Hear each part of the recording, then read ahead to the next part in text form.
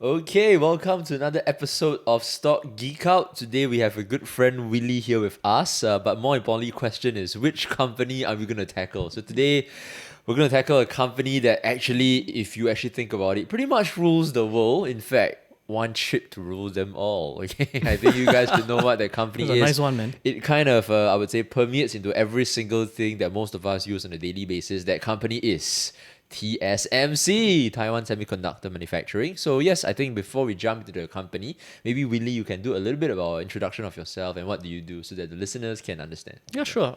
Thanks, Max, for introducing me. I write a financial blog called Dividend Titan. So my focus is really on dividend stocks. I write about Singapore, Hong Kong, and even the US as well. Anything which falls under my radar. For me, I've personally been invested for about more than 10 years now. So I look at these three markets. But of course, I think dividend has always been at the heart of where I invest, really because I kind of like that instant income or instant cash flow into my bank account. Yeah, so that's really about me. Okay, so actually that's actually a good jumping off point, which I'm gonna just jump off right now. So even though your focus is on dividends, so how did the focus to TSMC suddenly come about? Okay, let's start there. Yeah. Yeah, I mean, that's a very good question, Yeah. Max. So TSMC, right? They have been around, since 1987, and Yes. they have been actually paying dividends, over the last 20, close to about 30 years, actually, Yep. ever since they started out. So they are considered some sort of a dividend company, but Okay. many people don't really consider them as a dividend Yeah. payer. It's really Exactly. because of the yield is actually much lower. Yes. And largely because number one, their share price have actually, soared so much. Yeah. Over the past, say 15 years. But if you see how they have actually grown their dividends, these guys are really a compounder in terms of income, not really about the share price. Okay, Yeah. got it. Thanks. Yeah, because I was very curious because most times when we think of dividends, for most of us, I mean, this is a local podcast Singapore. We think of like SGX companies, Yeah. right? And of course, I know you're also very, very well versed with the SGX scene. So that's why I thought, okay, TSMC is actually quite interesting of a pick for you. Okay, so I think I'll give a heads up to the listeners first. Today's episode is something I am extremely excited for, as you can see from my face, because most companies, when I do the interview, I pretty much know a bit about the company. But for TSMC, I'll just be upfront. I tried reading it, I tried understanding.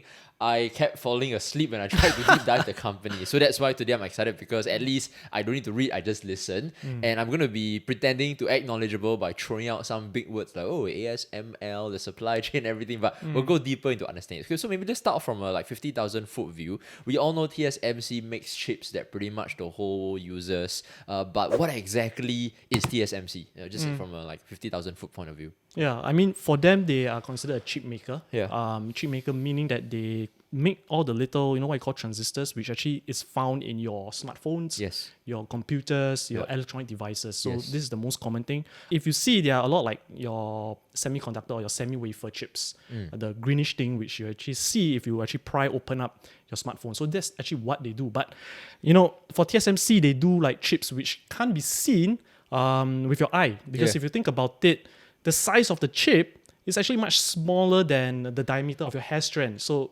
smaller meaning, it can be 50,000 times smaller Yeah. than the diameter of what you have if you pluck your hair out from your head. Yeah. And that's what they've been making. So that was what I was watching a few YouTube videos in preparation for this to try and be well prepared. And yes, that's what I saw, right? Apparently, TSMC is the only chip maker in the world who can go down to that level of precision or that level of small, minute detail in the chip. Is that true? Just want to check. Yeah, I mean, okay. for this guy, so for TSMC, right, Yeah. when they started out, I think in 1980s, Okay. The founder of his name is called Maurice Chang, right? Yeah. So he sort of saw back then that there were a lot of chip makers, and these chip makers were also the same electronic companies back then. So if you are talking about people like your IBM, your Samsung of those good old days, they actually focus on also making chips on top of selling their own electronic devices. But what he realized was that these guys find it very hard to compete because chip making is actually a very expensive process. You have to spend billions of dollars to set up a plant. And he knew that for chips, right, in order to really innovate in terms of their technology, they really have to go deep into making or to squeeze as much information as possible in a Okay. very single unit of space. So Maurice Chang, the founder of TSMC, decided that, hey, I'm going to just do away with designing, say, your computers, your laptops in the 80s and the 90s, and I'll just focus on just making the best chip as I can.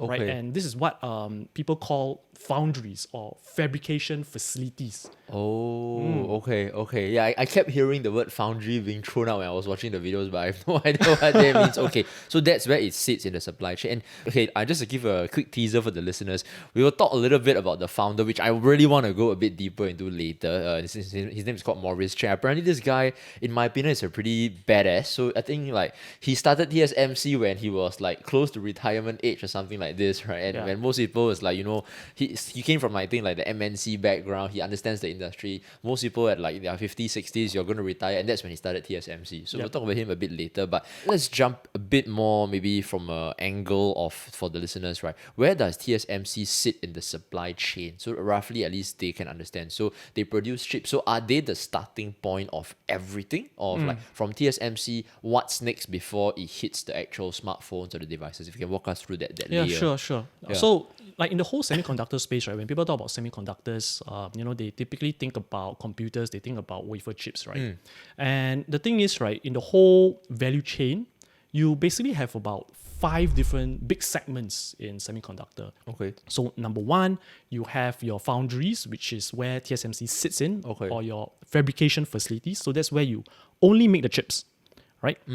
And then that's the first one. The second one is your processors, right? So you're talking about your CPU and your mobile processors. Okay. So this also requires a separate group of manufacturers or companies making them. So you have people like Microsoft, Apple, who makes all these computers. So they're the ones who actually piece all these processors up. Okay. So they are also considered part of the supply chain.